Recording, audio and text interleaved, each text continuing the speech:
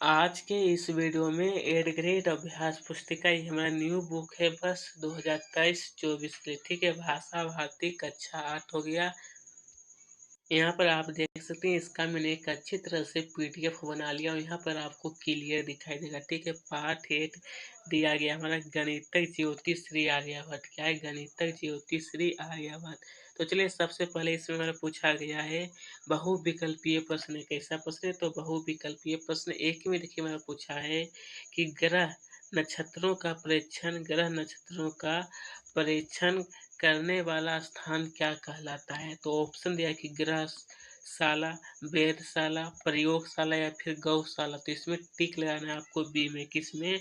तो बी में टिक लगाना है, वेधशाला हुआ। ठीक है, अब चलिए दूसरा प्रश्न देखिए मेरा पूछा गया है कि ज्योतिष विज्ञान का संबंध किससे? क्या चीज? तो ज्योतिष विज्ञान का संबंध ऑप्शन या समुद्रों से, वनस्पति से, ग्रह नक्षत्रों से या फिर साहित्य से। तो इसमें टिक लगाना है आपको ग्रह नक्षत्रों से। सी में टिक लगाना है। किसमें? तो सी में। अब चलिए प्रश्न 3 में देखिए मैंने पूछा है प्रश्न 3 कि पृथ्वी अपनी धुरी पर चक्कर लगाती है, यह प्रतिपादन सबसे पहले किसने दिया? मतलब यह जो है सबसे पहले किसने बताया था? तो ऑप्शन दिया कि नागार्जुन ने, आर्यभट्ट ने, डॉक्टर भाऊ ताजी ने या फिर सुश्रुत ने। तो इसमें टिक लगाना है आपको बी में। किसमें? तो बी में, यानी कि आर्यभट्ट ने। ठीक है, अब चलिए प्रश्न 4 में देखिए हमारा पूछा गया है प्रश्न 4, हाँ, कि जन सम्मान में प्रचलित निराधार बातों को क्या कहते हैं? क्या चीज? निराधार बातों को क्या कहते हैं? ऑप्शन मुहावरा, सूक्ति या किंवदंती या फिर लोक कथा। तो इसमें टिक लगाना है सी में। किसमें? सी में। ठीक है, अब चलिए इसके आगे बढ़ते हैं। देखिए इसके आगे हमारा पूछा गया है इसके आगे देखिए हमारा पूछा है कि अति लघु उत्तरीय प्रश्न है। अब कैसा प्रश्न पूछा है? तो अति लघु उत्तरीय।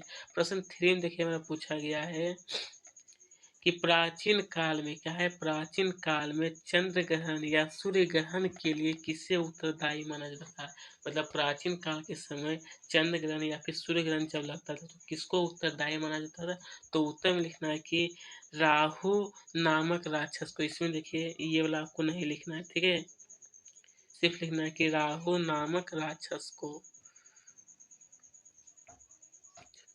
अब चलिए प्रश्न संख्या 6 में देखिए हमारा पूछा है प्रश्न 6 कि उद्देश्य और विद्या किसके घटक है? क्या चाहिए? उद्देश्य और विद्या किसके घटक? तो उत्तर लिखना है कि बाघ के घटक। किसका है? तो बाघ का। अब चलिए प्रश्न संख्या 7 में देखिए हमारा पूछा है प्रश्न 7 कि पाठ में आए, क्या है? तो पाठ में, हाँ सही, पाठ में आए सूर्य ग्रहण के उल्लेख, क्या है? सूर्य ग्रहण के उल्लेख के स्थान पर दूसरा उदाहरण किस समकक्ष भौगोलिक घटना का हो सकता है? तो उत्तर में लिखना है कि चंद्र ग्रहण। क्या होगा? तो चंद्र ग्रहण का। ठीक है, अब चलिए प्रश्न 8 में देखिए मैंने पूछा है प्रश्न 8 कि आकाश में स्थित, क्या है? आकाश में स्थित खगोलीय पिंड जो कि हमारा सूर्य होता है, तारा होता है, चांद होता है आदि पूर्व से पश्चिम की ओर जाते हुए क्यों दिखते हैं? क्यों दिखते हैं इसका कारण बताना है। तो देखिए उत्तर में लिखना है कि पृथ्वी की घूर्णन गति के कारण। किसके कारण? तो पृथ्वी के घूर्णन गति के कारण। अब चलिए इसके आगे पूछा गया प्रश्न, इसके आगे हमें दिया गया है कि लघु उत्तरीय प्रश्न है। अब कैसा प्रश्न है? तो लघु उत्तरीय प्रश्न हमें पूछा गया है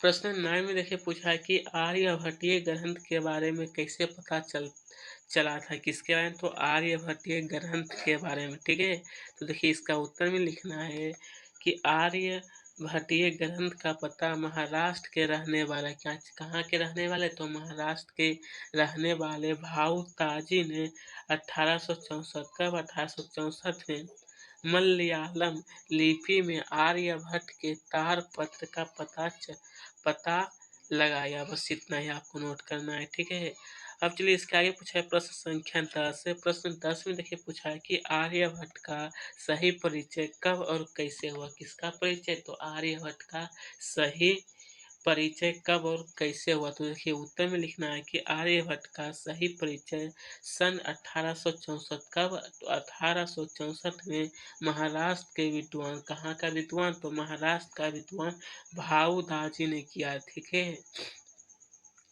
अब प्रश्न 11 में देखिए मैंने पूछा है प्रश्न संख्या 11 कि आर्यभट्ट ने, यहाँ पर देखिए बुक से आपको बहुत अच्छा यहाँ पर क्लियर दिखाई दे रहा है, ठीक है। प्रश्न यहाँ पूछा है कि आर्यभट्ट ने पृथ्वी के बारे में किन समानताओं का खंडन करने का साहस किया? किन समानताओं का खंडन करने का साहस? तो उत्तर में देखिए आपको लिखना है उत्तर में कि आर्यभट्ट ने यह स्पष्ट रूप से कहा था कि पृथ्वी स्थिर नहीं है। क्या चीज़? पृथ्वी जो है वो स्थिर नहीं है, वह अपने अक्ष पर घूर्णन करती है। कहाँ पर घूर्णन करती है? तो अपने अक्ष पर। अब चलिए प्रश्न 12 में देखिए हमारा पूछा गया है प्रश्न 12 कि विज्ञान की विभिन्न क्षेत्रों में प्राचीन भारत की देन के बारे में लिखिए। किसके बारे में? प्राचीन भारत की देन के बारे में। प्राचीन का मतलब होता है पुराना। तो उत्तर में देखिए लिखना है कि विज्ञान के विभिन्न क्षेत्रों में प्राचीन भारत का एक महत्वपूर्ण योगदान है। किसी भी संख्या के 10 से गुना करने वाले शून्य 10 से गुना करने वाले यहाँ पर हो जाएगा शून्य का आविष्कार हमारे प्राचीन भारत की ही देन है। किसका? तो हमारे प्राचीन भारत का है। यहाँ पर देख सकते हैं शून्य जो है यहाँ पर, इसको काट करके आप यहाँ पर शून्य भी लिखिएगा तो कोई दिक्कत नहीं, यानी जीरो कर दीजिएगा, ठीक है। जीरो का आविष्कार प्राचीन भारत की ही देन है, ठीक है। अब चलिए इसके आगे बढ़ते हैं। देखिए इसके आगे मैंने पूछा है कि दीर्घ उत्तरीय प्रश्न कैसा? तो दीर्घ उत्तरीय प्रश्न मैंने पूछा है। इसमें देखिए प्रश्न संख्या 13 में देखिए मैंने पूछा है कि आर्यभट्ट के वैज्ञानिक योगदान के बारे में अपने विचार लिखिए। किसके? तो आर्यभट्ट के वैज्ञानिक योगदान। तो देखिए उत्तर में आपको लिखना है कि आर्यभट्ट नामक ग्रंथ की रचना करने वाला आर्यभट्ट अपने समय के सबसे बड़े गणितज्ञ थे। आर्यभट्ट ने दशमलव प्रणाली का विकास किया। आर्यभट्ट के प्रयासों के द्वारा ही भूगोल विज्ञान को गणित से अलग किया गया। किसका? तो भूगोल विज्ञान को अलग किया गया था, ठीक है। फिर लिखना है आर्यभट्ट ऐसे प्रथम नक्षत्र वैज्ञानिक थे जिन्होंने यह बताया कि पृथ्वी अपनी धुरी पर घूमती है। कहाँ पर? पृथ्वी जो है वो अपनी धुरी पर घूमती है, घूमती हुई सूर्य के चक्कर लगाती है। बस इतना ही आपको नोट करना है। चलिए प्रश्न संख्या 14 में देखिए पूछा है कि कृत्रिम उपग्रह क्या है? कृत्रिम उपग्रह के महत्वपूर्ण पद 10 से 12 पंक्ति। कितना? तो 10 से 12 पंक्ति कार्य लिखने के लिए, ठीक है। तो चलिए पहला पंक्ति इसमें आपको लिखना है कि कृत्रिम उपग्रह मानव निर्मित उपग्रह कैसा है? तो मानव निर्मित है। दो दिया कि यह उपग्रह पृथ्वी की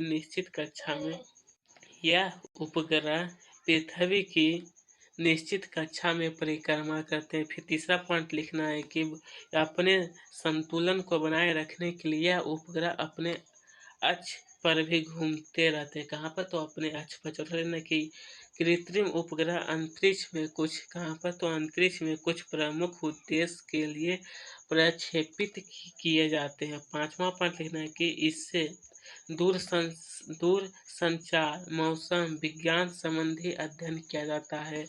छठा लिखना है कि इससे अंतर्राष्ट्रीय जासूसी प्रमुख। क्या है? अंतर्राष्ट्रीय जासूसी प्रमुख। सातवां लिखना है कि इसके द्वारा मौसम की सूचना का पता चलता है। ये हमारा 8वां पॉइंट है कि अंतरिक्ष उड़ान के लिए उपयोग होता है। अंतरिक्ष जो 9वां लिखना है कि युद्ध कला में दूसरे पर हमला करने में। 10वां लिखना है कि गुरुत्वाकर्षण की जानकारी हेतु। तो दोस्तों वहीं पर इसका क्वेश्चन आंसर समाप्त होता है। अगर आपको अच्छी लगी चैनल को जरूर सब्सक्राइब करें, साथ में वीडियो को लाइक